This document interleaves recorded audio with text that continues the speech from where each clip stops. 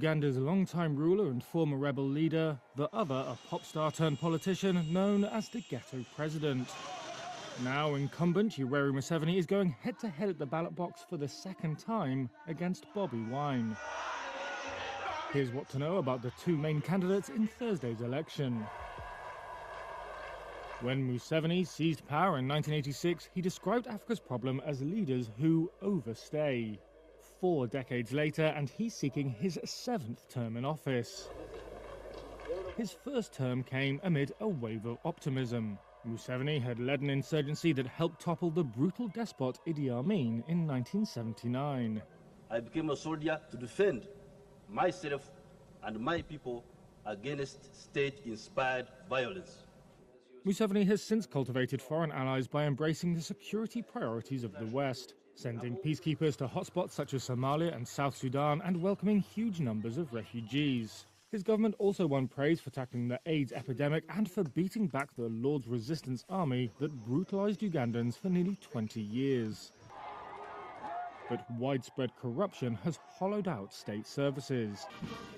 Under a privatization program, dozens of state enterprises were sold to Museveni's relatives and cronies at fire sale prices. That's according to parliamentary reports that said some of the proceeds were embezzled.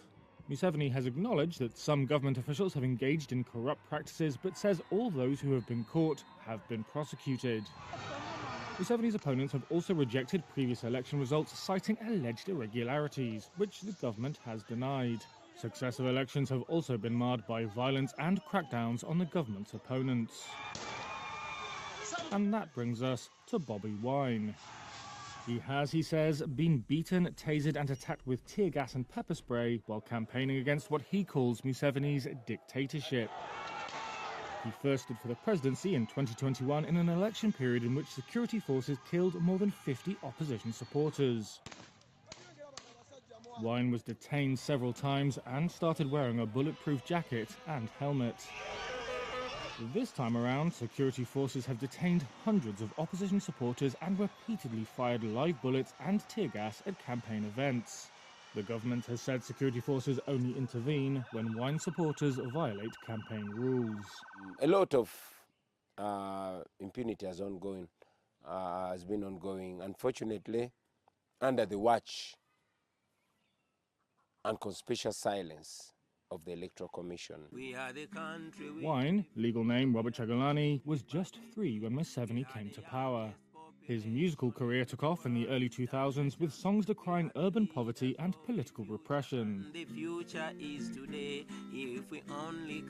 His music and his politics, he says, were inspired by his mother's struggles as she hawked street food in a slum in the capital Kampala. By mobilizing millions of young Ugandans, Wine has emerged as Museveni's most formidable challenger in years. Uganda has one of the world's youngest populations, with over 73% of its 46 million people under the age of 30.